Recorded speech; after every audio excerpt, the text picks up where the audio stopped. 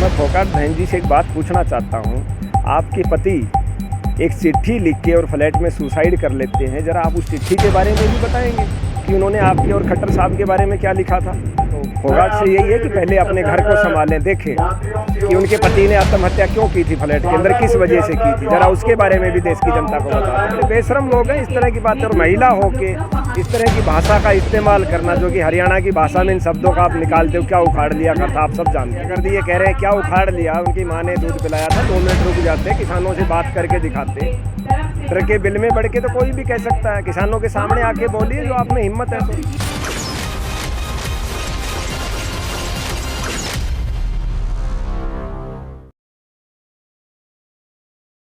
हिसार में deputy CM Dushyant Chautala का किसानों द्वारा किए गए विरोध को लेकर भाजपा नेत्री सोनाली फोगाट के क्या फाड़ लिया वाले बयान पर पलटवार करते हुए पूर्व बीएसएफ जवान तेज बहादुर यादव ने कहा है कि जिस प्रकार से एक महिला होते हुए फोगाट बहन उप मुख्यमंत्री का फेयर करते हुए क्या फाड़ लिया वाला बयान दे रही थी, इसको हरियाणा में किस एंगल से देखा जाता है, यह उनके लिए ठीक नहीं है।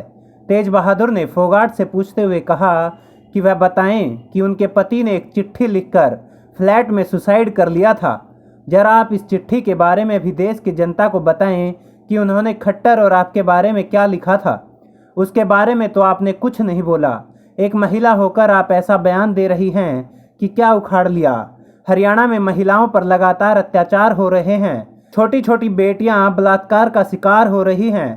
तेज बहादुर ने उन्हें सलाह देते हुए कहा कि पहले अपना घर संभालो और यह देखो कि आपके पति ने सुसाइड क्यों किया था। जय हिंद, जय जवान, जय किसान। देखिए, जिस प्रकार से एक महिला होते हुए फोगाट ने जो बयान दिया है, तो मैं फोगाट बहन जी से एक बात पूछना चाहता हूँ।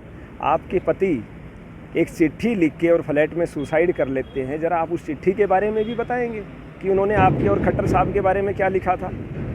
उसके बारे में आपने कोई चर्चा, आप महिलाओं के बारे में ऐसे शब्दों का इस्तेमाल, महिला हो के ऐसा सब, और जब महिलाओं पे अन्याय हो रहा था, अत्याचार हो रहा था हरियाणा में, तब इन्होंने एक शब्द नहीं बोला। आज उप मुख्यमंत्री के फेवर में बोलते।